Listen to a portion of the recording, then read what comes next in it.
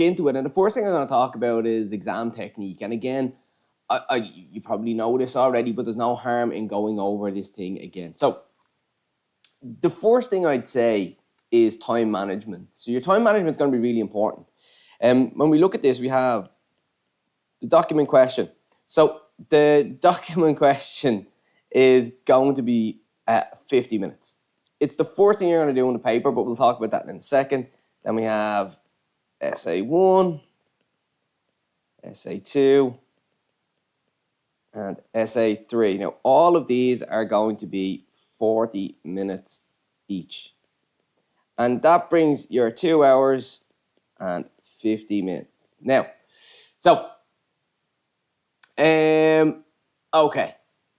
Just, I'm going to just get through this and then I'll deal with all these lovely questions that are coming through. Again, great. I love questions. You know me from before. Just, keeps my brain going as well. So when you get the paper, you're going to have the paper there in front of you. The examiner's going to stick it in front of you. You're going to be like, okay. Now, the first thing that you do, okay, is when you open the page, you're going to look at the document question and straight away your brain is going to go, okay, is it Nuremberg? Or is it Jarrow? Or is it, in the unlikely event at higher level, is it going to be show trials? Can you give up on show trials? I can never, one of them is there, I can't tell you to just give up on it, but it's never happened before that the same topic has come up twice in a row. That's all I'm saying. So take that whatever way you want. So you'll see that, and then you're going to look at your document. So we know this is Europe and the Wider World, topic 3.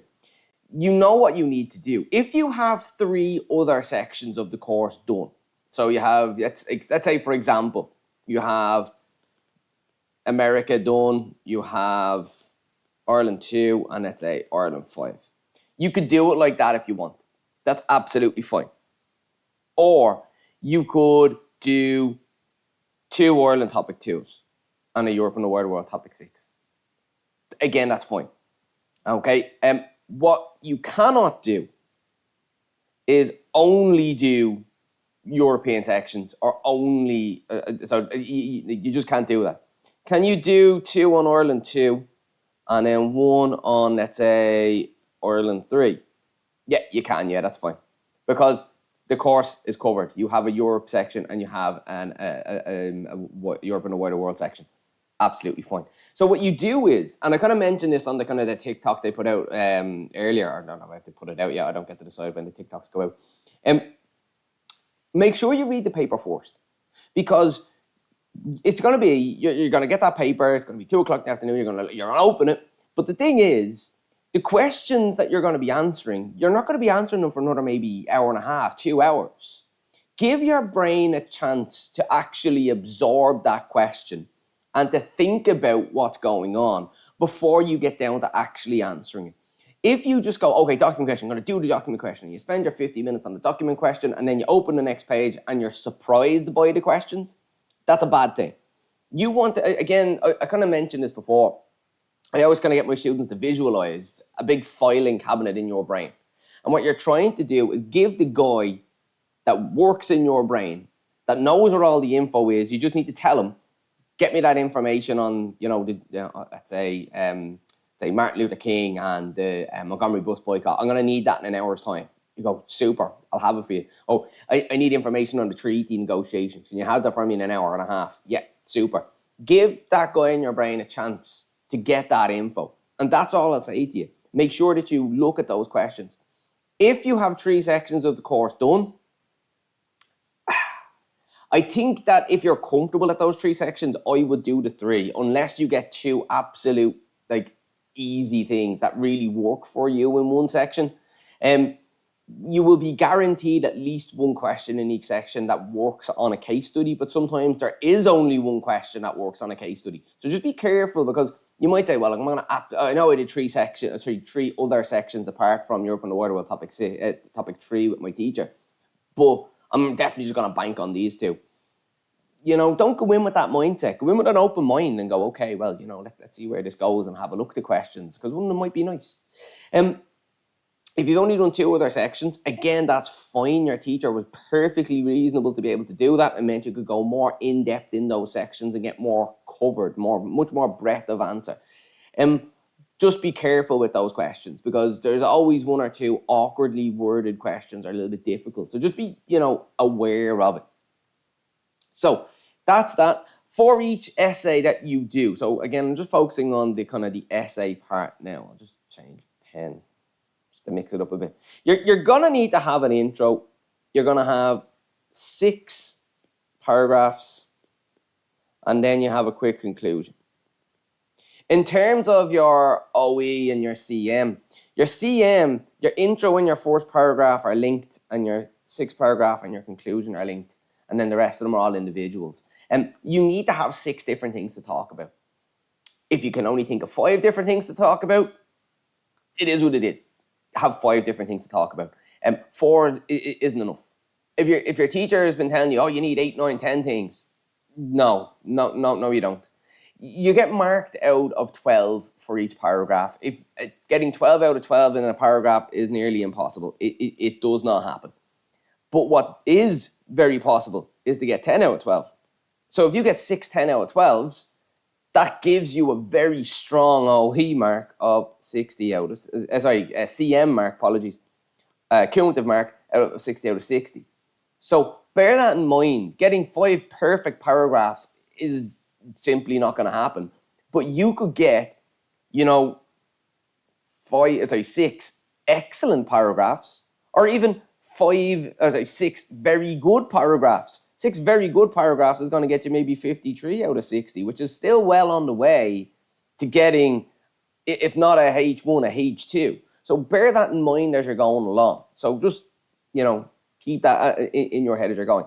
And one of the questions that's come through here, what's the most optimal way to ensure good OE marks? Okay, the OE is usually lacking a little bit. So this can happen.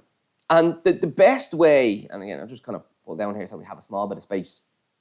If you're looking to get a good OE mark, there's a couple of things you need to be aware of. So the first one is analysis. Okay, so that's the first step. So you need to have analysis of facts. Facts are great. Quotes, super. Love them. Throw them in. You're going to be great. Do you need quotes? I got that question before. No, don't need quotes. Don't worry about it if you don't have any. Absolutely fine.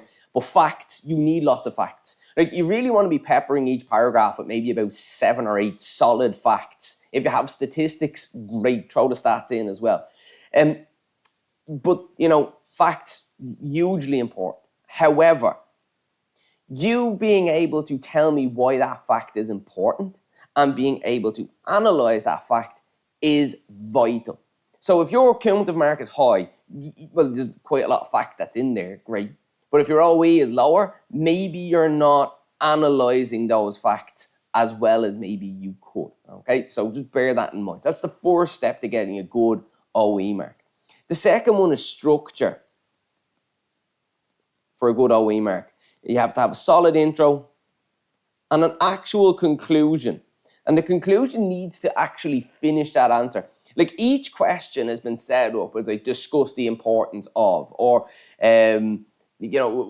what was, especially in the America section, they seem to like, either or questions where they're like, oh, well, what was more important? Or what was a bigger threat to US security, this or that? If it's asked you to come to a conclusion on something, actually conclude. So bear that in mind, looking at the question and being able to set it up and actually conclude. In any sort of introduction, there's 2 things you need to do. You need to address the question, and the second thing you need to do is plan the answer. So the question was asked me something, I'm going to address that question to show the examiner, yes, I've answered that question. But the second thing I'm going to plan the answer by saying, I'm going to talk about these things. And then obviously which conclusion is, come to some sort of conclusion on whatever they've asked you. And then the last thing I talk about here is linking. So you need to link not just your paragraphs, because that's easy. Linking paragraphs is really easy. Because you would say, oh, well, the first thing I'm going to talk about is this. And the next really important thing is that. And the other one is going to be this. And when you're linking paragraphs, there's 2 ways you can do it. You can do it by timeline or chronologically. That's fine. You know, if you're charting the course of something, that's great. Start at the start, go to the end. One thing I would say is you can only have one background paragraph. Only one. So if you get asked a question about, let's say, the Montgomery bus boycott, and you want to have loads of background about Jim Crow laws, and you want to talk about what life is like in the 1940s in America, and you want to talk about slavery, one paragraph, anything over one paragraph is going to be melded into that first paragraph, and you're only going to mark out one. So you could have 3 brilliant paragraphs of background, doesn't matter, because you can only have one paragraph of background. So just be careful if you're going timeline approach to just not stray out of that. Or the other way you could do it is by theme, to do it thematically. So for example, if you're asked a question about, let's say, protest in America during the 1960s, you don't have to go from start to finish. You can talk about protest of the black community. You can talk about protest of, let's say, popular culture protest. You could go protest in colleges. Like you could talk about protest of the soldiers themselves who came back. Absolutely fine. You could go thematically. So you don't have to, because it's history. Lots of things are happening at the same time. So you don't have to go, oh, well, today this, and this happened, even though they don't really have any relation with each other. Keep them thematically together. Absolutely fine. But the other thing, if you're looking to get a strong OE mark, is you don't just link your paragraphs, you have to link your points. What do I mean by linking your points? Do you remember I said the facts thing here, the analysis of facts? If you just throw down a rake of facts, it's fine.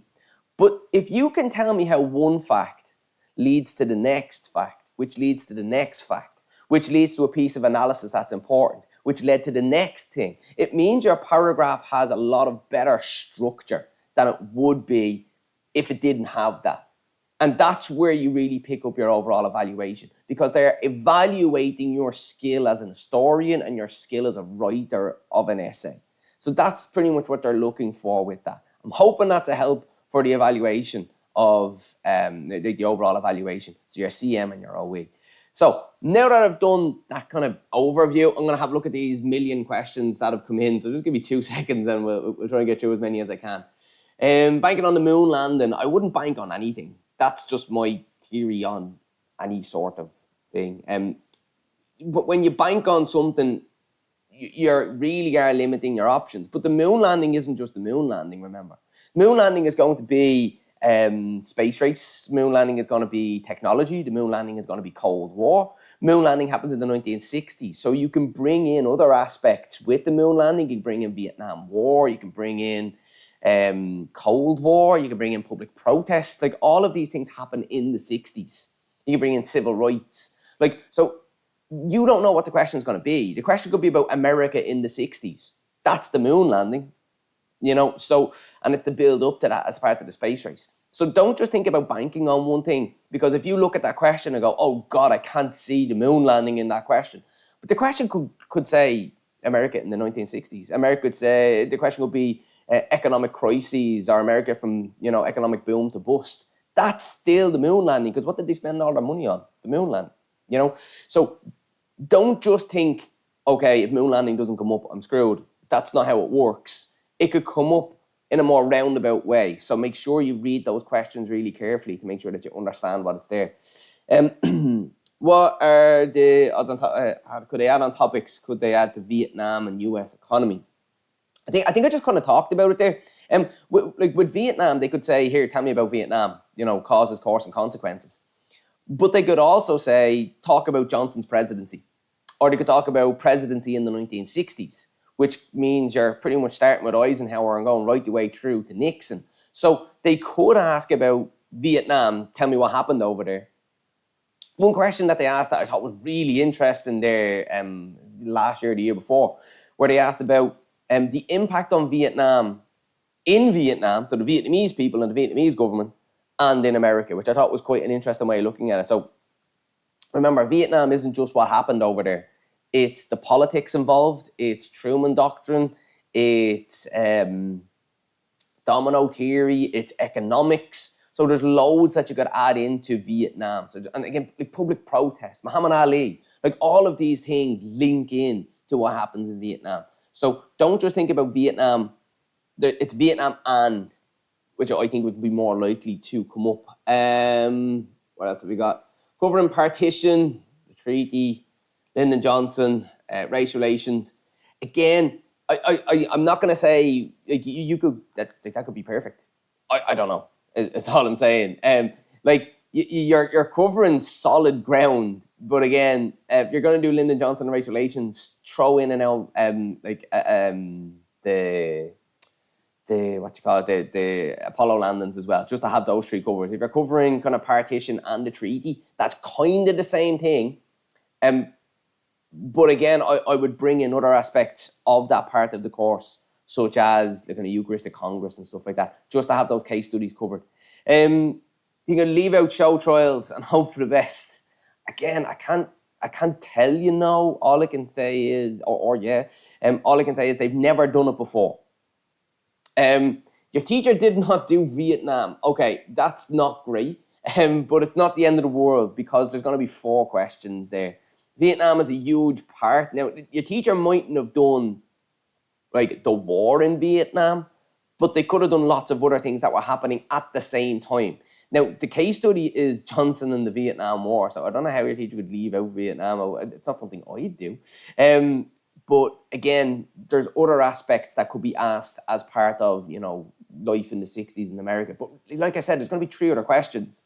So don't panic if you hear me talking about Vietnam for the last 5 minutes and be like, well, I didn't do it. There's going to be loads of other things that you could, work on. And remember, your first look at a question, your brain might go, oh God, what's that? But remember, give yourself a chance to, absorb it, filter that information through your brain so that when you actually get around to answering it later on, it might make more sense and it might be easier when you get there. So, don't panic if you don't see something that immediately jumps out at you. Once you can have 6 things to talk about, you'll be absolutely fine. Do I think a broader question like developments in race relations is more likely to come up than contribution to Martin Luther King's civil rights movement? Both of them have come up in the past. Like, there's been really specific questions like, tell me about Montgomery bus boycott and Martin Luther King's contribution to it. And you're like, whoa, that's like real specific because it's only really talking about, 55, 56. And then you could get a question that says, tell me about race relations from 1950s through to the 1980s. And you go, whoa, that's really broad. Like, what do I do here? It just depends on the question. Like, do I think one's more likely to come up than the other? No, because they've asked both kinds of questions before. So I can't tell you which one is more likely than the other. But like I said, some of the other things, if they ask you about Martin Luther King, they are asking you about Montgomery bus boycott. And if they're asking you about Montgomery bus boycott, they are asking you about Martin Luther King as well. Do I think that they're only going to ask about the Montgomery bus boycott? I would be shocked if they do. It will be part of a broader question. How broad? I don't know. It just depends on whoever set the question for tomorrow. Do I think information and military technology, which hasn't been asked in 28 on its own, has a good chance this year? I don't know. Like, one thing that goes through my head is the Eucharistic Congress for Ireland Topic 3. Every year it comes up. So whoever sets the exams loves the Eucharistic Congress. And somebody could go, well, they ask it every single year. I'm going to absolutely bank on this. And then tomorrow it's not there. So I can't tell you whether something was bigger chance than something else just because it hasn't showed up recently. I don't know. Like, if you look at Ireland Topic 1, Daniel O'Connell comes up every second year. So it just depends if you're the lucky year where Daniel O'Connell comes up. So, like I said, you just don't know. So is it important? Like, all the stuff you learn on information and military technology, you can use that in a Vietnam War question. You can use that in an economics question.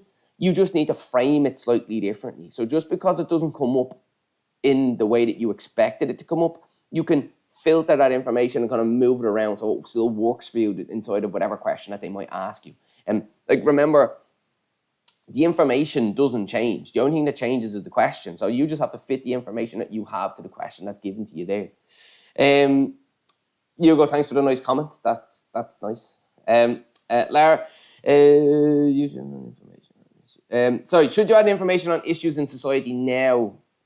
Okay, that's something that historians like to draw parallels on. But it's usually the opposite way around. Like, for example, if you're talking about like the world now, you can talk about how it parallels what happened previously. Somebody said, oh, well, history is circular because it comes around again. Whereas others says, no, it's more like a spiral because, yeah, we're moving forward in time, but history repeats itself, stuff like that. Personally, I wouldn't. There's a thing, I don't know whether you know this, called unconscious bias. Unconscious bias is like I referee GAA all the time, and people always ask me, "Do you hate one team and always give all the frees to the other team?" And you're like, no. And then you might look at your stats afterwards and realize you gave 15 frees to one team and only 15 frees to the other team. You go, well, why did I do that? Sometimes you have a thing that's in your head, it's called unconscious bias. If you mention something that's really kind of topical in today's world, like maybe you mentioned Ukraine, or you mentioned Gaza, or mentioned something like that, you don't know who's going to be correcting that question.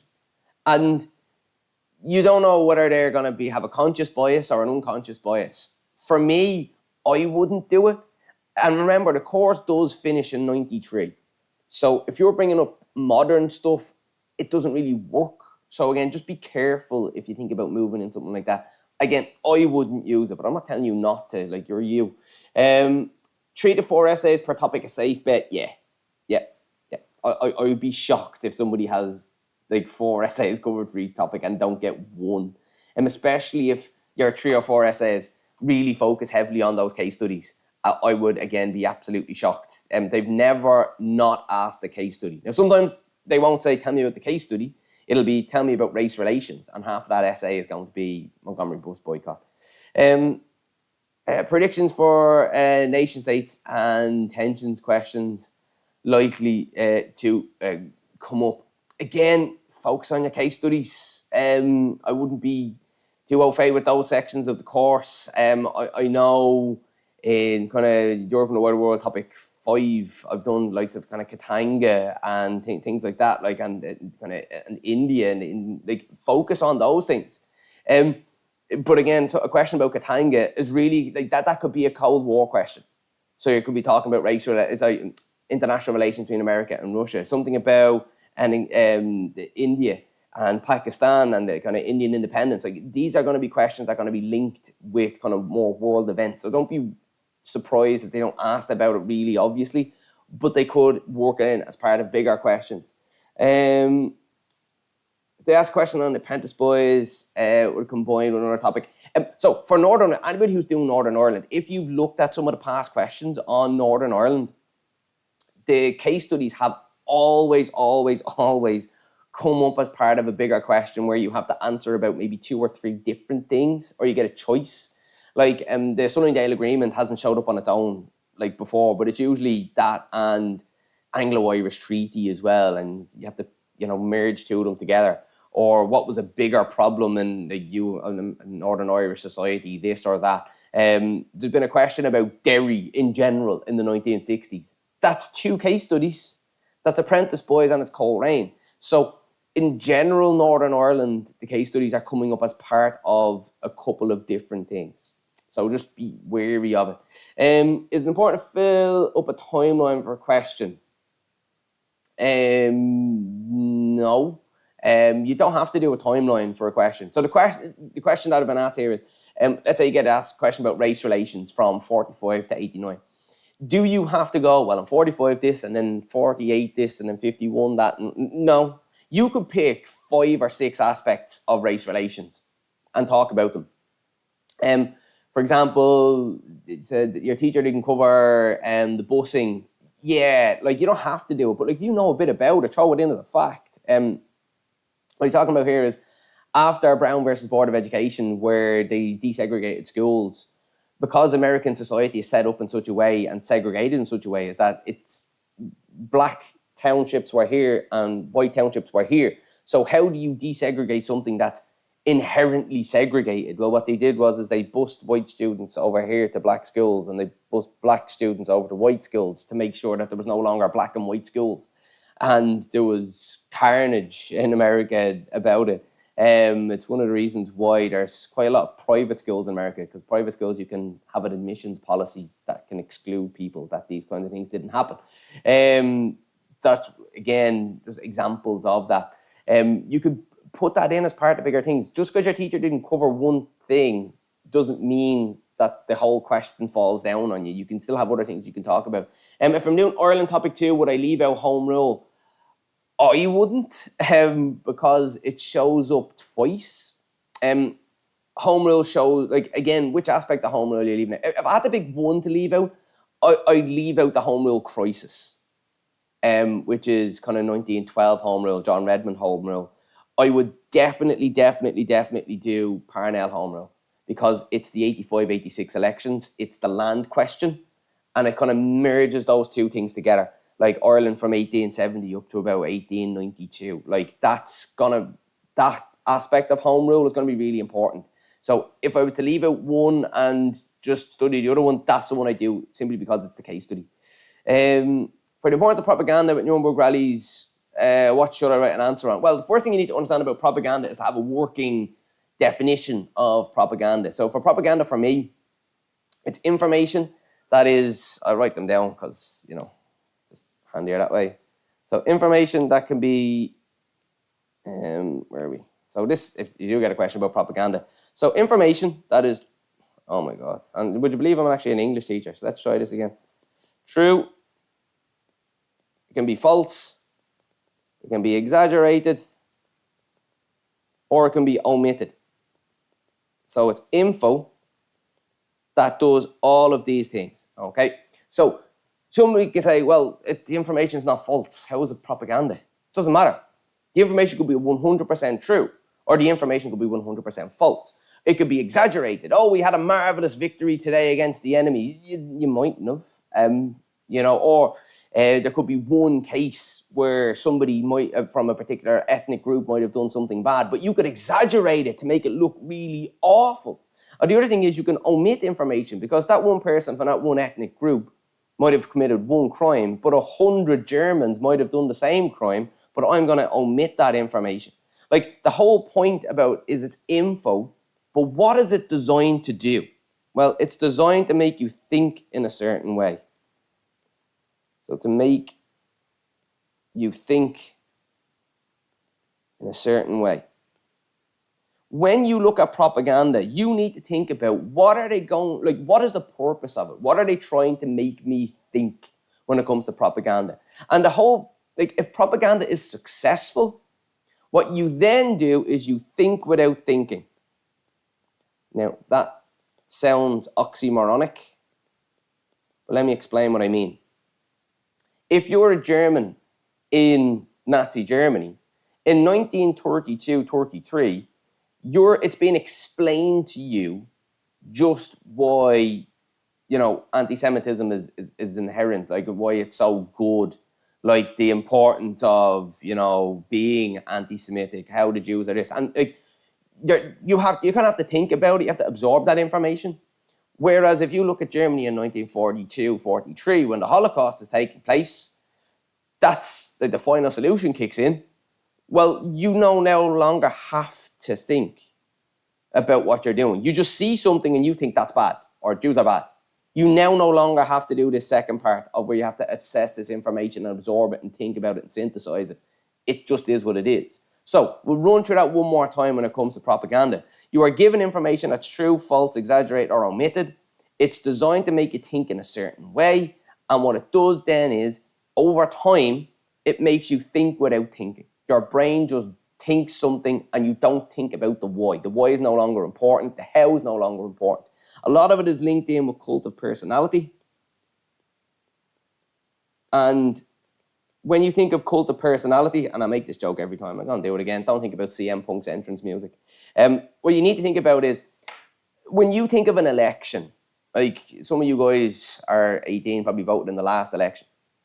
But in an election, you are given an array of candidates. And what you do is you have your own value system in your head.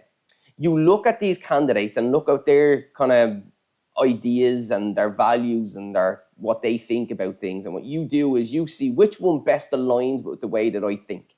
And then you vote for that person. Or you could tactically go, well, that guy probably won't get in, but that guy that I don't like has a really big chance of getting in. But if I vote for that guy that's kind of middling, well, then that person might get in and I might knock out that guy. So you start to tactically vote. That's the way we usually think. And what's really weird about it in Northern Ireland, you still go through the same system, except step one in Northern Ireland, if you do Ireland Topic 5, is, what religion is he? And then you go down the whole idea of, what's their value system? What do they think? What's their policies? Which is rich strange to our ears. But you vote for the Catholic you like the best, or you like the Protestant you like the best. Cult of personality is different. It is massively different. Because in cult of personality, you vote for the person you like the most, and the policies then follow the person. You will then support policies that you might not agree with or like or benefit you in any way because you voted for the person. Guys, tariffs. Tariffs benefit nobody in America. Like, of the general population, the regular ordinary people, the 80 odd million people who voted for Trump, like 99% of those people will not benefit from tariffs. But they all love them because Trump said so. It's called a personality.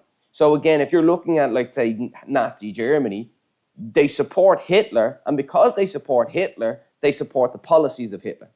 And that's an example of cult of personality. So again, there's a couple of things that you could think about when you're asking about Nuremberg rallies. So moving on, I'm heavily banking on stuff is something that's there. I wouldn't. There's still time. What kind of questions are most likely for Irish governments? Depends on the era. If you're looking at Ireland, I'll just talk about Ireland topic 1 and 2 for this question. If you're looking at Ireland topic 1 and you're talking about Irish governments, talk about the 85-86 elections. That's very good, solid question for Irish government. If you're talking about, again, Ireland topic 2, and you're talking about, let's say, Ireland in the 1890s to the 1910s, you're talking about killing home rule with kindness, kind of constructive unionism. You talk about the cooperative movement and the Townshend Act and the Lansdowne Act, the Townshend, what's it, the Wyndham Act, sorry. Those acts to give land, and you're talking about the Local Government Act and things like that. So killing home rule with kindness right the way into the home rule movement in the kind of the 1900s, 1910s. Under John Redmond, and talk about Irish government in that way. If you're talking about Ireland topic 3, talk about Irish government, talk about the Sinn Féin, Dáil, talk about that. But again, the treaty negotiations comes up quite a lot if we're talking about Irish governments. One question that does come up is like Ireland under De Valera and what he did. That's like during the emergency, it's the economic wars. So again, that's examples of kinds of questions that have come up in the past about Irish governments. Are deferred ways a good way? Deferred papers a good way to come up? Yeah, they're the kinds. It's just they're usually similar enough to what came up. Like, to me, they're like rejected questions. They have like a list of which ones could we put on. We'll put on these. They're the ones that are just left off the paper. Like, there's no harm in looking at deferred questions, in my view. Predictions for nations. Sorry, I looked at it. Could you add contrast to women's life in America? To British women's life and reforms. I wouldn't, because the question is specific on America.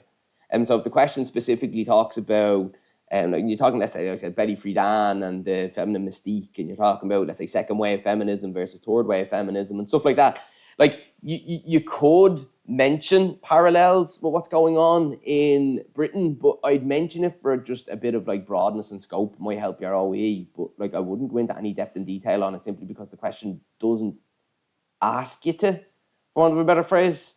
Like you could like get something in, let's say, Ireland topic 3, where there's like, there's and in Ireland topic 2 where they mention kind of some key women involved, especially like topic 2 with Hannah Sheehy Skeffington and Isabella Todd and kind of people like that you could bring in. What are the chances of the lockout, Eucharistic Congress, Anglo-Irish Treaty coming up? High for the Eucharistic Congress. It's a running joke amongst history teachers that it's always up.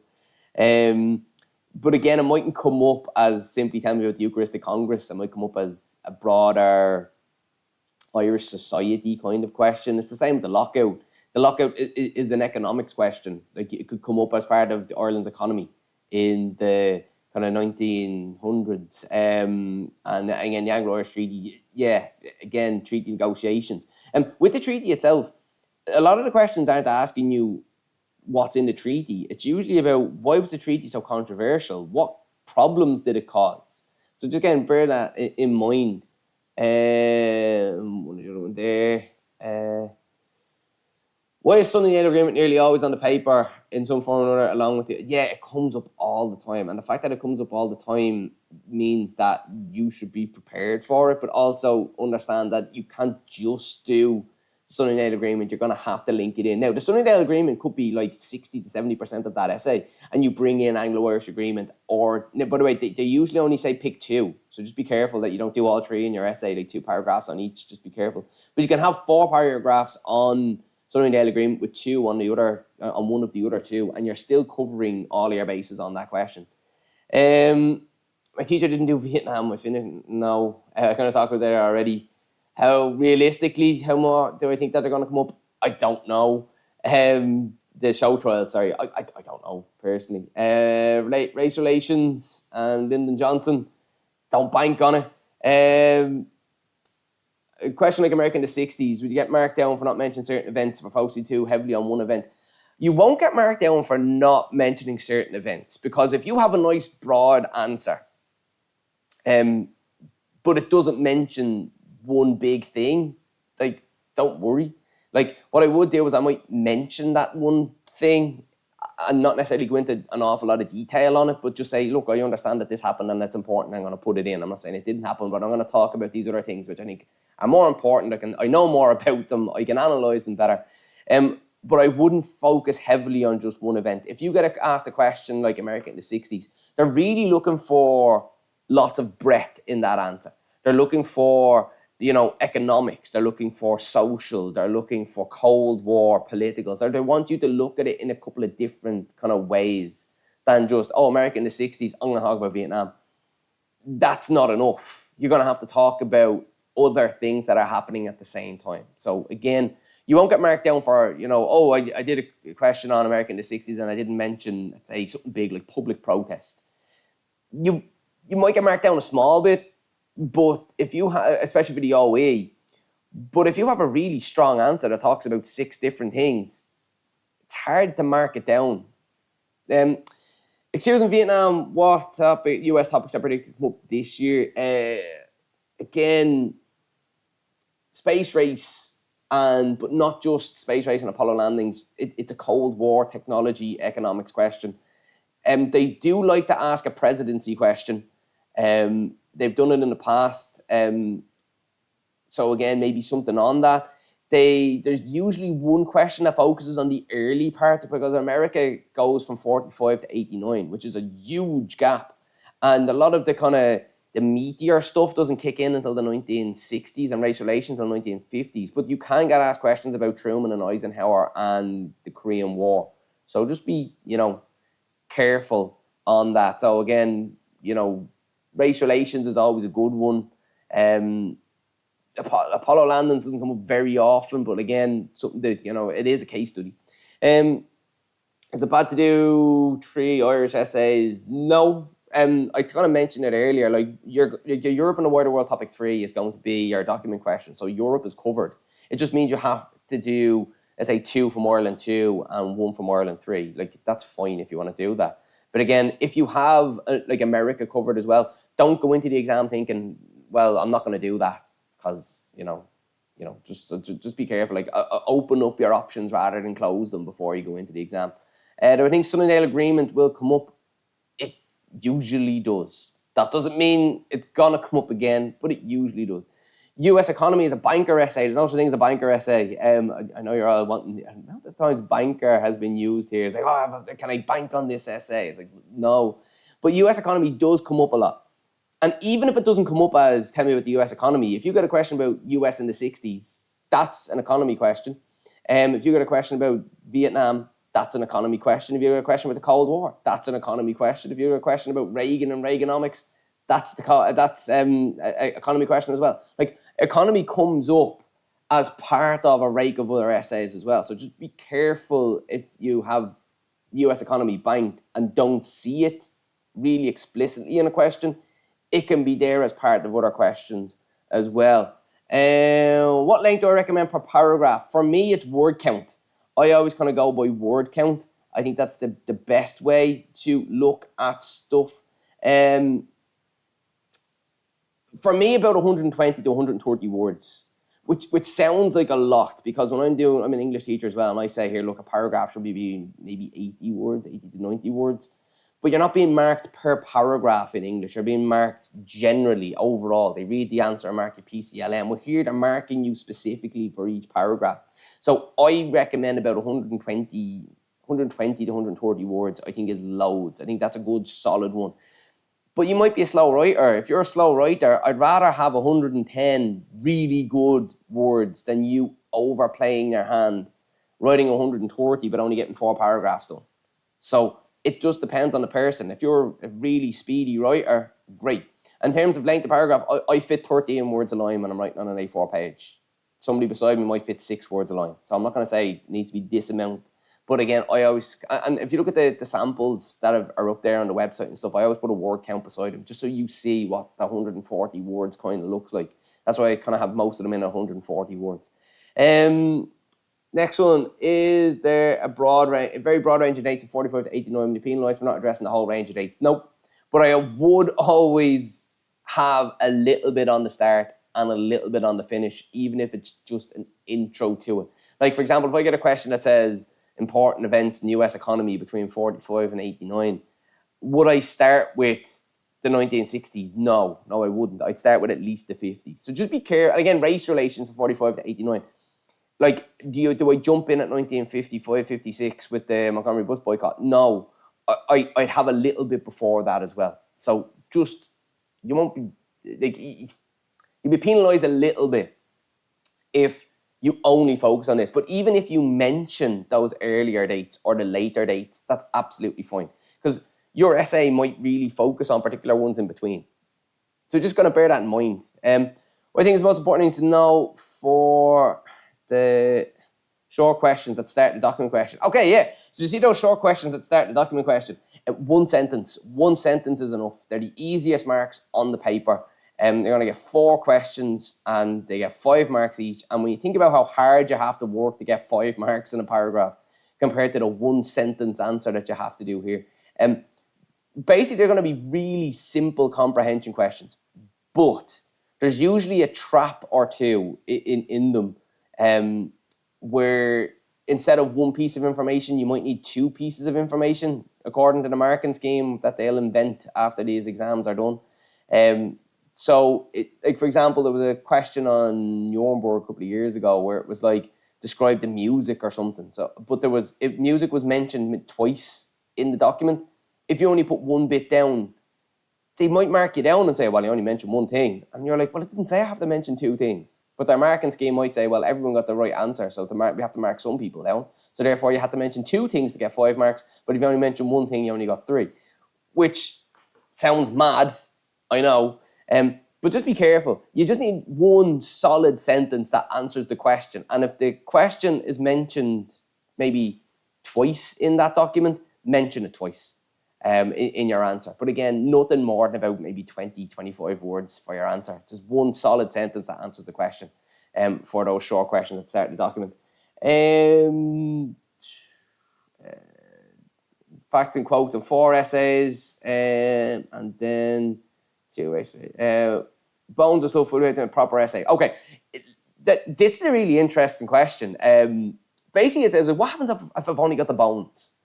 I sit there and I go, oh, crap, I can only think of 4 main topics to talk about. And as part of those 4 main topics, I can only think of maybe 4 or 5 facts for each one. It can happen, right? And look, we're all not going to sit here and say, oh, we've done brilliantly in every test. What do you do in that situation? Right. The best way that I can say is whatever you just said, explain it.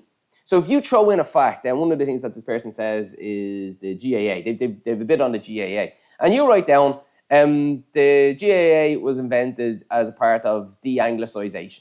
And then you go, de-Anglicization was the process of removing English culture from Ireland. So the idea is, I've said de-Anglicization, I've now explained what de-Anglicization is. Now say to yourself, why did they need de-Anglicization? So you go, well, British culture had been seeping into Ireland over the course of the last kind of couple of decades. And you go, how? Well, there was, instead of GAA clubs around the country, there were cricket clubs and soccer clubs. And then you might say, well, why would somebody find this bad? Well, they've Some people felt that this was to the detriment of Irish culture. So what you're doing is, if you've only got the bare bones of an essay, turn it into a bunch of analysis. Take your fact, put your fact down, and then analyse that fact for 2 or 3 sentences before you bring in your next fact. And all of a sudden, your bare bones essay looks really good because it's full of analysis. Now, what happens if you've no facts? Well, then that's bad. That turns into waffle, right? And I don't like waffle. Waffle's not great. That's just you talking about nothing. So get the fact down early in your paragraph and explain it. And whatever you just said, explain that. And whatever you just said, explain that again. And that's how you take the bare bones of something and turn it into a solid paragraph. And trust me, there'll be at some stage during tomorrow's exam where you'll get to a paragraph at some point in your answers and go, God, I've only known like 3 or 4 things about this. What do I do? That's what you do. You put your fact down early, you explain that fact, you explain the importance of that fact. Any key words that you wrote in your explanation, explain that key word in your next paragraph, in your next kind of sentence, and that will build into a really solid paragraph by the end of it. So I hope that helped. Another question. Sorry if I already answered this. Is Eucharistic Congress likely? Yeah. And is it a banker? No, because nothing is. But is it likely? Yeah, it comes up a lot. What should I look over for propaganda during the Nuremberg rallies? For specific aspects of propaganda during the Nuremberg rallies. Okay. Firstly, you need to think about what was the aim of the Nuremberg rally. Like, if I always look at, if you want to see whether something was successful or not, you need to look at its aims. Like let's say Vietnam War. Who won the Vietnam War? Vietnam did. Oh, but they got destroyed and lost millions of people. Yeah, but what was their aims? To stop American involvement in their country. Did they do that? Yes, they did. So when you look at the Nuremberg rally, it's like, what was the aim of the Nuremberg rally? Well, it was to indoctrinate a bunch of people and to celebrate Nazism. So how would you do that? What do they do in the Nuremberg rallies to make it a successful propaganda event? Well, what they did was they'd have marches. What's the purpose of a march? Well, to show off their military might. To who? Ordinary Germans. Who else? International press that were always invited in and saying, look how brilliant we are. And then say, well, what else was the purpose of it? Well, it was to introduce, especially in the 1930s, it was to introduce Nazism to a bunch of people who maybe wouldn't have experienced Nazism. So that's why you have 2 films made by Leni Riefenstahl about it. Triumph of the Will being the big one. And well, then how does this work? Well, instead of people who couldn't go to the Nuremberg rallies could now watch it in the cinema. Why is this important? Well, it's a communal event. The same way that you going to the rally and you get swept up by the fervour. You sitting in a cinema with like 200 other Nazis, you can get swept along with what's going on there as well. So talk about the aims of the Nuremberg rallies and then talk about how they were successfully achieved during this time. So that's what I talk about when I'm talking about propaganda during the Nuremberg rallies. Don't just tell me what happened. Tell me why it was put on and what was the importance of those things. And you'll get a much stronger answer than simply listing a load of facts. Again, that's where it comes into the analysis of the facts. I kind of mentioned it earlier on. If you analyse those facts, it's going to be a better answer. Do I think there's enough information on Betty Friedan and Marilyn Monroe in the book? Well, I have 2 wonderful kind of lessons online, videos about 10 minutes each about both of those people. So maybe if you want to jump in and have a look there. If you get a question about women's life in America or the role of women in America or cultural change in America, because sometimes you might get a cultural change question, which is women in America, but only for maybe 2 paragraphs when you can talk about other aspects of cultural change as well. You can talk about the affluent society, and you can talk about the age of consensus and stuff like that. Is there enough on Betty Friedan and Marilyn Monroe in the book if you just got a question about women? Probably not. But that's where you bring in other aspects of, kind of life in America as well. And you can talk about kind of the nuclear family approach, and you can talk about kind of divorce, and you can talk about, let's say, the swinging 60s and stuff like that. You can bring in other aspects to it. Betty Friedan's a really interesting character when it comes to all of this. If you've done America, because she offers up something to American women in the 1960s that they haven't really been given by American society before. So again, this level of freedom, and ask, well, what do you think about how your life has gone so far? Which is a bit, something that they never got. So would I just focus on those two people? No, because remember, Marilyn Monroe was more of a kind of cultural moment, and her role in American society and American film and things like that. So again, you could talk about it in terms of that. But again, I wouldn't just focus on those two. I'd look at it in a more broad way than say, okay, do I have 3 paragraphs on Betty Friedan and 3 paragraphs on Marilyn Monroe? Because remember, your first paragraph can be a background paragraph about the role of women in America in the 1940s and 50s. Would you like to leave out race relations if you cover Vietnam, the US economy? I wouldn't. If it was me, I'd... Simply because there's a case study there. There's a case study that's like, Montgomery bus boycott. If you have Montgomery bus boycott and Martin Luther King, any race relations questions that comes up, you're probably going to be covered for about 80% of it. So, that's what I'd do. Welfare state due and could have come up with Apprentice Boys of Derry or Seamus Heaney under culture. Yeah, it can. And the culture question does be quite interesting because it is across divides the question. It is a what's the word I'm looking for? Non-sectarian. There we go. Question because and it's asking to look at the Apprentice Boys of Derry in a different way about how it promotes British culture in Northern Ireland and not just how it starts a row. So it's asking you to look at something that is controversial, but in a kind of an empathetic way from the opposite side. So it can come up like that, as opposed to Derry in the 1960s question where you're just talking about conflict. So again, it can come up like that. Predictions for decolonisation.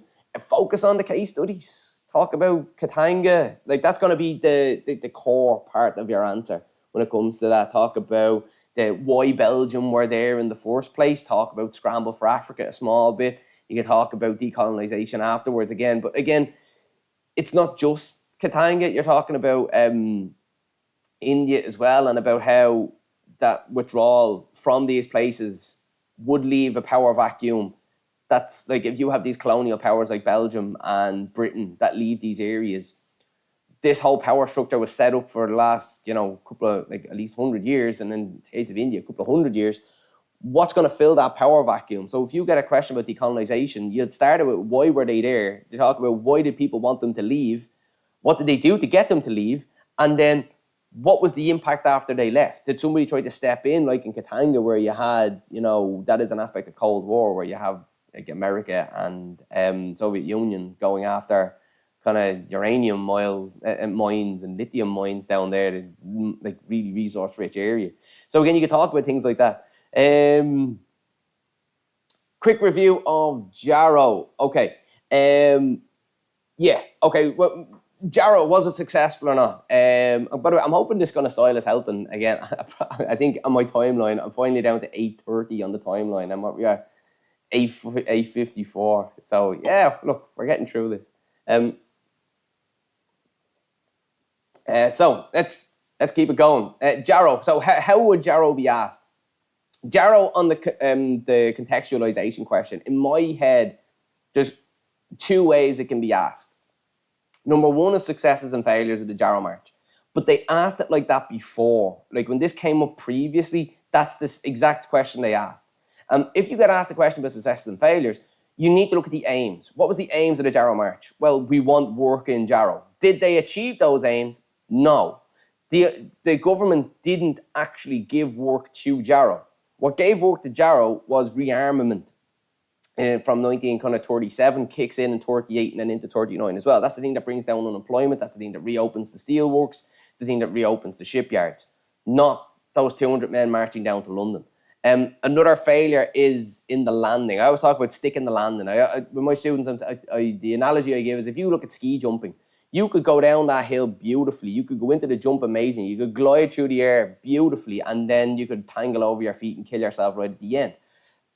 You didn't stick the landing. You look great all the way through, but and that's the problem with Ellen Wilkinson when she, and the day that they arrive in Britain, like in London, you want to arrive on a day where Parliament is really busy, and you want everyone to go straight to Parliament buildings, and that you want those politicians to walk past you on their way to work, and that's not what happens. And the question, it's not even a question. The statement that she gives in Parliament isn't good enough. So again, talk about successes and failures in that way. What successes do they have? The organization was a success, there was byproduct successes, such as raising the profile of the plight of the North in the rest of Britain. So you do have that. And you're the kind of question, you could get a general question about the problems with the British economy in the 1930s. So again, that you talk a little about the Wall Street crash, you talk about poverty, gold standard, stuff like that. John Maynard Keynes, you could bring in stuff like that as a more broad aspect if they decide to do it that way. That, to me, they're the only two ways they can ask. Either success and failures of Jarrow, or tell me how Jarrow was an example of how bad the British economy was in the 1930s. Are quotes needed all the time in an essay to get full marks? Nope. Facts are needed and analysis of those facts. If you can throw in a quote or two every now and again, super. And quotes, guys, the shorter the quote, the better. Because all a quote does is say, I got my information here. And if you put a quote in, you better talk about that quote. And because that's important. To like, if you, let's say you're doing Kennedy's, like, we choose to go to the moon, not because it is easy. Like, if you put that quote in, you can't just leave it there. You need to say, well, this is an example of how Kennedy wanted to bridge the technological gap between where they were at the start of the 1960s to where they wanted to be at the end. And the amount of money that would need to be ploughed into this. Like, so again, talk about that quote. Don't just throw it in. There's so much videos on the US economy. Should I shorten them down to one essay? Yep. There's going to be loads of videos on the US economy on the platform because I don't know what kind of question they're going to ask. They could ask you a question on the US economy that is really specific, or they could ask you a question about the US economy that's really general and broad. Your job is to take the information that you know. Like, you get asked a question about the US economy in the 1950s and 60s, which is, you know, the affluent era, age of consensus, 1950s, everything's going great, versus the 1960s where they're spending lots of money, and then into the 1970s where you have the crash and the oil crisis and stuff like that. So you just need to, you know, focus on where the economy is and where the money is spent and how well that's received by the people that's there. Do you think, for a document-based question, 40 mark, did you get asked a question that forces you to think about other parts of Hitler's regime? I don't think so, because it's called contextualization of the document question, of the document-based question of that case study. So, for example, if you're asked a question about the Nuremberg rallies, they're not going to ask you about, let's say, maybe with the Nuremberg laws, but they could ask you a question about propaganda where you could bring in the Nuremberg laws. So to me, they're more likely to ask you a question about Goebbels and propaganda, or Riefenstahl and propaganda, than they are about something that's really specific. Because it could say, like, for example, it could say propaganda in the rest of German life. So you could bring in propaganda and education. For example, the question about building homes to mental asylums, and which one is more cost effective, or the percentage of alien Jews in the German population in a maths book. You could have stuff like that, and stuff like the idea of the Herrenvolk in biology questions. Like, you could bring in aspects of that into those kind of larger questions if you wanted. But it will be under the guise of propaganda. I'd be shocked if I said, here, tell me about the economy, because that's not in context of that kind of question, if that makes sense. For Ireland topic 3, is it okay to leave out the Irish economy from 23 to 45?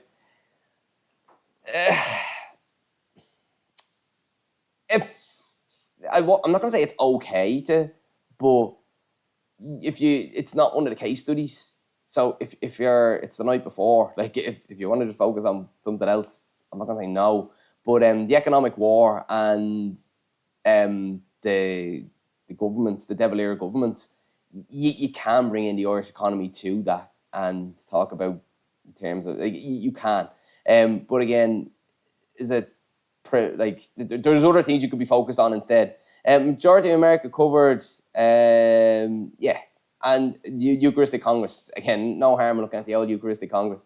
My teacher has told us that for every topic, 2 out of the 5 essays are possible to get near full marks in, and the others are specific questions, historical figures, possible to get above a H3 grade. That's your teacher's opinion. any question can get a H1, in my view. Some questions are harder to get H1s in because the question might be more difficult. For example, you could get asked a question that says, let's say, how successful was Johnson as a president? And you go, okay, how successful was Johnson as a president? And you tell me all the stuff Johnson did. And so, because that's a personalities question. You say, well, that's Johnson's the key person. I'm going to talk about Johnson. You just tell me all the stuff Johnson did. You could get a really high counter mark and a low OE because you never told me how successful or how good of a president he was. So that's kind of the thing about these questions, because those personalities questions are usually how important a figure was this person at this particular thing. So how important was Muhammad Ali to American society or American social change? And you could tell me all about Muhammad Ali and not actually address that question. That's where I think your teacher might be going, instead of like which was a bigger threat, the US, let's say, security, the Korean War, the Vietnam War. Like you could talk loads about that, but again, remember, there's always going to be a question. So that would be my opinion on that. So I don't know. Look, your teacher has their own opinions. I have my own opinions, and the thing is, neither of us are 100% right because we all have opinions on these things. Can I do one Irish essay and two USA essays? Yes, you can. Absolutely fine. Once both sections, Ireland and Europe and the wider world, are covered, you're grand. So you can do one Irish essay, two USA essays, leave the rest blank, and then do the document-based question. Absolutely fine. Would I do the document-based question first? Yes, 100% yes. Yep. Number one, the answers are on the page for 60% of that question. So I'm going to do the question where the answers are on the page, and I have to do less withdrawal from memory to do that. So that's what I would do. I do that document-based question first, 100%. The second reason is you want to give your brain a chance to formulate answers for your other questions that you're going to do later on. Like one example that I give is that if I had a student in front of me and I said, here, look, tell me about the Tonkin incident, go. And then the student's like, but if I say, at the end of this class, I'm going to ask you about the Tonkin incident, and you're going to have to tell me 3 facts. And what will happen is I can teach an entire class, and you mightn't think about the Tonkin incident at the front of your brain at all during those 40 minutes. But at the end of that 40 minutes, you definitely have 3 facts ready to go, because that bit at the back of your brain is working out those facts. So even if you see a question that looks like perfect, lovely, brilliant, I know everything about that, leave it. Do it in 15 minutes time. Then I'd go from strongest to weakest on those questions, sticking really strictly to that time structure. One way out of it is at the end of every paragraph, maybe leave 2 or 3 lines of a gap, because it means you could just jump back in and throw an extra sentence at the end of it if you have a bit of time at the end, instead of going straight into it. But again, that's what I do. Are there sample essays on it? Yeah. Some of them, there's sample essays for the Easter revision course that are up. So if you look at those sections, there's sample essays on the Christmas revision. They're there as well. There's some sample essays at the end of the notes, as well as what do you call them? Mind maps. There we go. It slipped my mind. The mind maps, they're there as well. So that's where you'll find a lot of them. A teacher told me to do one word for the document-based question. I wouldn't. That's madness. One full sentence is great. Give me a full sentence, and then you'll be absolutely fine. One solid full sentence for those short questions is fine. For the comparison, make sure you mention both documents. The question could say, which document is clearer at doing X, Y, or Z, or which document gives more information about this topic. If you say document A does and fail to mention why document B doesn't, you haven't answered that question. So make sure you do both of those things. For the criticism question, you are the historian, so you need to talk like a historian. Your job is to critique those documents and say what's good and bad about them. Usually they ask one question about document A and one question about document B, but they have asked comparison questions in the criticism section before, so don't be surprised if you see one. Again, good solid answers. You need 2 short-ish paragraphs for each question, maybe 60 to 70 words, is enough once you mention both documents or you have 2 points to make about each question. Can you use the documents to get your facts for the document-based question? Should not do that. What's the question, like, for your contextualization? Oh, sorry, for the contextualization question. Now I get it. Usually, the question is worded in such a way that the documents can't really be used. Like, for example, you looked at those show trial questions last year. It was about a diplomat in London during the purges, and then the question wasn't necessarily about that. So they're usually worded in a way that you can't use the document, if that makes sense. But if you can see something that you can use, throw it in. But again, analysis of the fact is more important than the fact. So you do your fact, you do your analysis. So just bear that in mind. Weird question. Would you recommend mentioning psychological warfare in Vietnam? Yeah, if the question is about the impact on the people of Vietnam like it was last year, well then, of course. If the question is about economics, I wouldn't. If the question is about the strength of Johnson as a leader, maybe not. But if it's a more sort of people, society kind of question, you can talk about the impact of psychological warfare on the people who stayed in the Hanoi Hilton. The kind of American soldiers like John McCain who were captured and, their treatment there and when they came back, as well as kind of the likes of the PTSD and a lot of the soldiers that happens afterwards. Like, definitely you can throw bits like that in, but it has to be relevant to a question. Like, if you know something that's really brilliant, but it doesn't suit the question, is it worth putting it in? If you can shoehorn it in so it fits the question, well then great, do it. But if it doesn't fit the question, I wouldn't be using it. If a question has two aspects, can you split your essay up 80-20 or even 90-10? Yeah, I wouldn't go as far as 90-10. 80-20 would probably be my absolute limit, but again, you're going to lose OE marks. Your CM could be really high, but the OE, I think 70-30, or 66-33. You could have 4 paragraphs on the main one and then 2 paragraphs on the less main one. I think that's fine if you do it that way. Or you can have an intro paragraph, a background paragraph, 3 on the main one, 2 on the other one, and then obviously your conclusion. You could do it that way if you want. But if you're really struggling on one aspect of that question, maybe pick a different question. But again, if that's the one you've decided to do, the fact that you've mentioned that other part that you're struggling with as that 10%, it is fine. It means the question is covered and you can't be marked down for that. But you can be marked down in terms of your overall evaluation due to your breadth of answer, because your answer wasn't very broad, it was very narrow.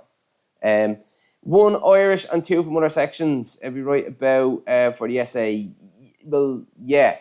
So if let's say your teacher has only done Ireland topic 2 and only done Europe topic 6, as well as your document-based question, 2 from America and 1 from Ireland 2 is absolutely fine, or opposite way around. Yep, absolutely fine. Can you say the success of the Jarrah March is that it led to the welfare state in 47? It indirectly leads to the welfare state in 47. It's not a success. It's one of those byproduct things I talked about. It developed an understanding in the British middle classes about how crap life was for an awful lot of people in that kind of lower ends of society in America. So, in Britain. So bear that in mind with that. I don't think you could say it leads to the welfare state, but it helps lead to the welfare state, if that makes sense.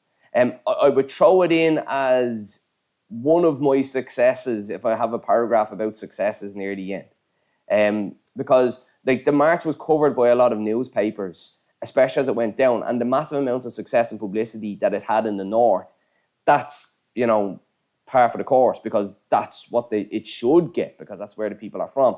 But when you start going further south, like places like Norwich, which would be fairly kind of middle class and rural, they're looking at what's happening there going, well, we didn't really know much about this. And it creates an awareness of these problems in the north. So Yeah, can do that. So, do I have any predictions for Ireland 5? Yeah, I do. The case studies, but again, with the case studies for Ireland 5, which is Northern Ireland, it is, you need to focus on the case study, and you cannot just do the case study because it does not come up as just a case study. It's always going to be the case study, and so just be careful. How much do we have to write for questions 2, 3, 8, B for document-based question? Yeah, I kind of mentioned that earlier there a couple of minutes ago, but look, I'll say it again. For those criticism and comparison questions, you need to have 2 paragraphs on A, 2 paragraphs on B, but they're short paragraphs, like 60 to 70 words is fine. Once you mention it, what I would say is be careful with your quotes for this, because obviously you're going to take quotation from the text, but like, don't write out full sentences. Like, your quote should be maybe 2 or 3 words long. Like, when you look at the samples I have up on the Christmas one, again, I recommend go back and have a look at it and look at just how short those quotes are that I use. Some are literally 1 word, because you don't want to fill up your answer with quotations, because that's not good enough. The idea is your quote is where you got your idea from. So you state your idea, you give that tiny quote to say, I got my idea when I saw this bit, and then you analyze that, and that's where you get all your marks. So that's what I would do for those 2 parts. For your contextualization question, intro 3, conclusion. The reason why I say intro 3 and not intro 2 is that there's 24 marks going for your cumulative and 16 for your overall. So you would need 2 perfect paragraphs to get a H1, which is really difficult to do. But 8 out of 12 paragraphs, so in other words, 3 H4 paragraphs to get your H1 overall is a lot more manageable, in my view. And it means that your answer is broader, which means you have a higher chance of getting a higher OE mark, because your answer has more breadth. So I hope that helps with that question. If you're using abbreviations, the thing about abbreviations is, it depends on what you're talking about. And the first time you use them, you have to write the full thing. Like, for example, if you talk about Vietnam, the example here is Vietnam in 68 instead of Vietnam 1968. Like, that's fine. Like, just put an apostrophe before your 68 to say that the 19 is missing.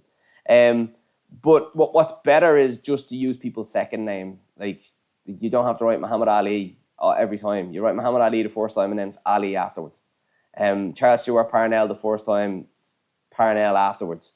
The elections of 85, 86, you can just write elections, because I know which one you're talking about. Or you can say 85 or 86 afterwards. Like, just do it the first time you mention it, you have to mention the full thing, and then afterwards you can shorten it down. Is what I do. Like, for example, Jarrow March. You say Jarrow March the first time, just write March afterwards, or Crusade.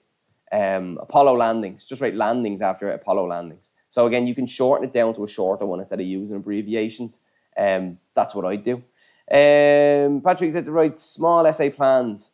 I wouldn't do big essay plans either. Like, I agree. Like, what I would do is, I kind of, if you jump back up to here, like, if you look at the samples that I have at the Easter course, which are again up on the platform, this is how I do it. I write 1 to 6, and I write the shortest thing that you could possibly think about for each one.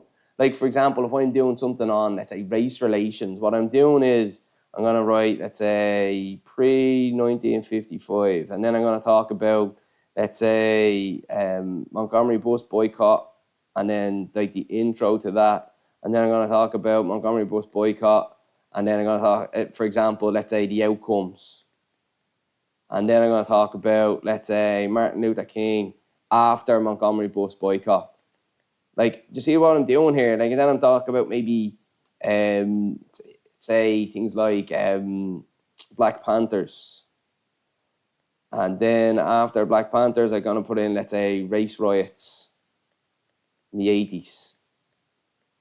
And then in my head, I'm going, grand, I have 6 things I can talk about here. Now, I can always change and adapt that as I go along, but I'm going, grand, that's 6. Like, that's the shortness of my essay plan.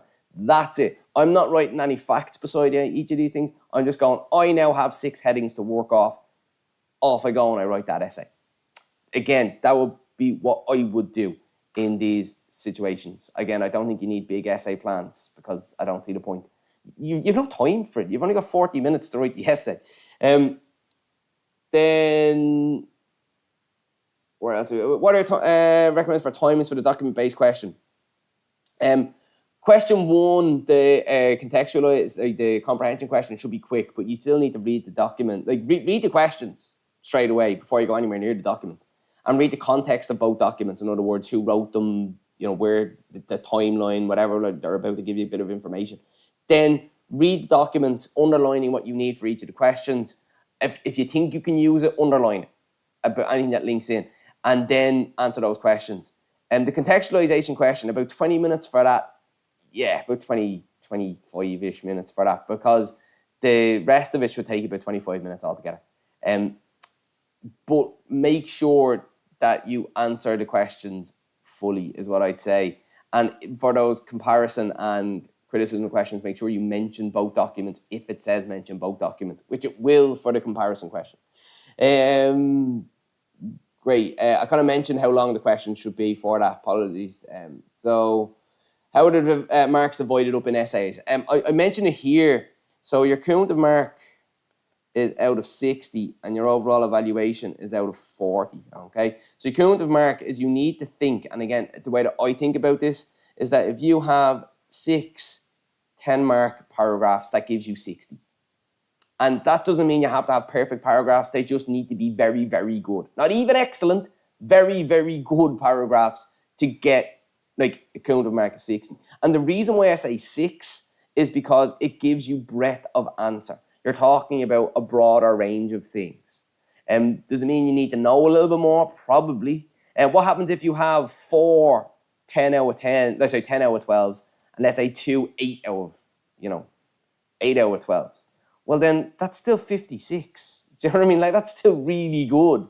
And it still gives you a higher breadth of answer. What happens if you just, like, one answer isn't going well? Like, it's not happening for you.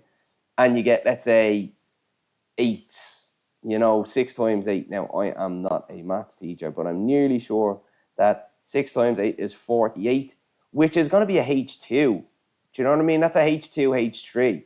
Like, higher end H3 into lower end H2 for a question that's average enough, So bear that in mind. Like, you could get like 48 out of 60 for that, but still get like 30, 32 in your OE because you have a nice breadth of answer. And if you tie the thing together well, it's going to be really good. Where's the next one?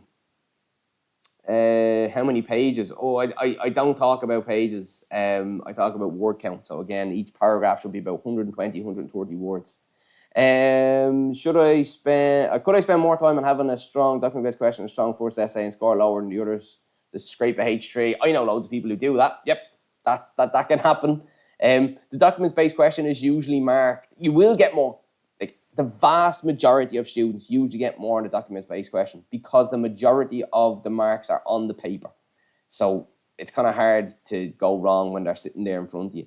And there will be one section where, again, it happens to the vast majority of students, where there'll be one section of the paper where you look at the questions and go, ugh, geez, I don't know. But what I would say to you there is think around that question. Like, just because the question doesn't mention the case study explicitly doesn't mean that it's not about the case study. I know I've said that a million times, but I'm going to say it again. Like a question about the US economy is Johnson in Vietnam. It is the Apollo landings. A question about race relations is Montgomery bus boycott. So just, keep that in mind. If you have a large paragraph, will the examiner split it up to give you more marks? I wouldn't give the examiner the opportunity to do that. What I would do is I would make sure that I have 6 different things to talk about, is what I would do. Because, like, what they mean, like, if you have a paragraph that's like 200, 210 words long, the examiner might go, well, that's probably a 12 out of 12 paragraph, but if I split it up, I could probably give a 7 and a 6 and give them 13 marks. But again, don't make life difficult for the examiner. Make life as easy as possible by having 6 different things. And when you're finished talking about one, move on to the next, move on to the next, move on to the next. So that's what I would do. if it was me, I wouldn't have a very large paragraph anyway. When I get to about 130 words, I'm done and I'm moving on to the next one. Could the contextualization for Jared be about Britain's economy? Yeah. I definitely think that the contextualization question could be about Britain's economy. It wouldn't surprise me, because if you're asked a question about the show trials, and then the show trials is the question about the purges, well, the show trials were a part of the purges. If you're asked a question about the Nuremberg rallies and then asked a question, well, tell me about like Goebbels and propaganda, well, the Nuremberg rallies are a part of Goebbels and propaganda. So again, if you get a question about the Jarrow March is about like a part of Britain's economy during the 1930s. So again, it wouldn't shock me if that was the question that you were given about that thing. If they asked about the US economy, do you think it could be all the way from 45 to 89, or could they split it up? Yeah, they can split it up, or they could ask a really broad question. So you need to be prepared for both, is what I'd say. Sometimes they ask about presidency all the way through, and sometimes they say presidency just from A to B. You need to focus on the parameters of a question. If a question says 45 to 89, you go, brilliant, that's great, I can talk about loads. Like, or Ireland Topic 2, for example, is a killer for dates. So if you are doing Ireland Topic 2, which is Parnell and kind of that aspect of it, like I've seen GAA questions that says 1884 to 1891 or 1892. And the reason why they picked that date is fall of Parnell and the splitting up of the GAA. But if they say 1884 to 1914, well, now you can talk about the decline of the GAA after the fall of Parnell. So again, depending on what the parameter of the question is, you really need to be careful about what you talk about. Another thing is, you see a question about home rule and go, great, I know loads about home rule, but the question that they're asking you is home rule up as far as, let's say, 1894. Not home, or the question could say home rule from 1906 to 1914. So depending on what the question is, you need to be wary of which home rule are they talking about, because there's two different, there's Parnell home rule and there's Redmond home rule, and you need to know the difference between both of them. Okay, what else have we got? Have I got any predictions? I think I've made a few. The case studies. So please, case studies. But again, the other prediction I'm going to say is it might not come up as obviously as tell me about the case studies. Some persons off to watch the Betty Friedan videos. I hope you really enjoy them. Again, I have 5 more minutes, 6 more minutes. If there's any other questions, throw them in. I'm here to help. I'll hang on for another minute or so. Any other questions come in, I'll do my best to answer them. So remember, your cumulative mark is important. That's your facts and that's your analysis. But your OE, that's where you tie your paragraphs together. I have it kind of written here. Tie your paragraphs together, but you also need to tie your points together, as each one should flow naturally into the rest. That's where you pick up all your OE marks, and then you'll be absolutely fine. I see no more questions, so I think we're done. Guys, it's been a pleasure all year. I wish you the best of luck tomorrow. Remember, got one.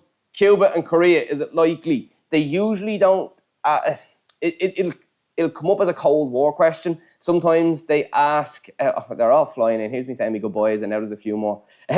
Is Cuba and Korea likely? Yes, they sometimes come up as a Cold War question, or they can come, like Korea can come up as a Truman question, and the successes and kind of failures of the Truman doctrine, or Truman as a person himself, as a president.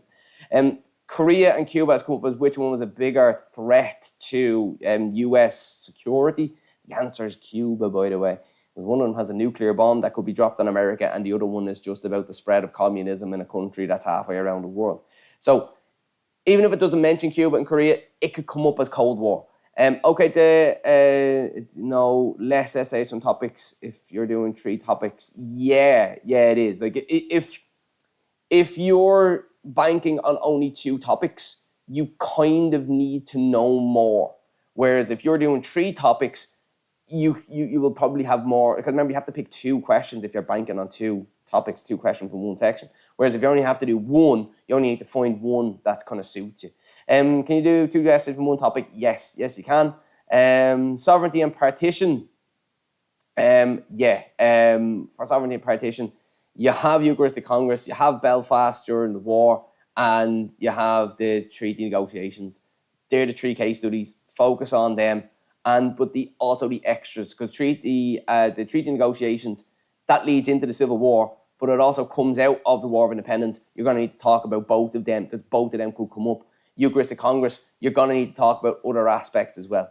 Then, if I'm running out of time, is it better to finish a question or start a new one? Start a new one. 100% start a new one. There's a graph that I use for my students, is that this is how it works. So, you see this bit here? This is the first 15 minutes of your answer. And the first 15 minutes of your answer get you a pass. That's it. But if you look at, let's say you're here at 40 minutes at the end, you could be up here at, let's say, 80. You could spend another 20 minutes on that and only get to 90. And that's the difference. So 15 minutes to start a question could pass that question and get a really good answer. Whereas if you were to waste those 15 minutes at the end of an answer, you could only maybe get 10 marks. And that's the way you need to think about it. When you run out of time for a question, just stop. You're not going, maybe not, throw a conclusion on it, maybe spend 2 minutes finishing it off nicely so you can get your OE mark up. But then just move on. If you run out of time in your last essay to use bullet points, no. There's 2 schools of thought. Number 1 is, I'm throwing down a rake of facts, aren't I great? Or I put a plan in. This is all the stuff I was going to do. You can, but it's going to hurt your OE because it's not going to look good. I would continue on, and if I get 3 solid paragraphs done and a conclusion, that's enough to get 50% of that answer than just throwing on a rake of bullet points. Right, I'm going to leave it there. Guys, I'd say another goodbye. Good luck tomorrow. Just because the questions might look awkward at the start, it doesn't mean they're that bad. Give your brain a time to, process it and synthesize it. And when you get back to it in an hour's time or an hour and a half's time, or sometimes even 2 hours' time, it will make more sense then. Stick to your time frame and good luck. It's been an absolute pleasure over the last year. And I hope, you never know, I might see you again sometime. All the best. Bye-bye.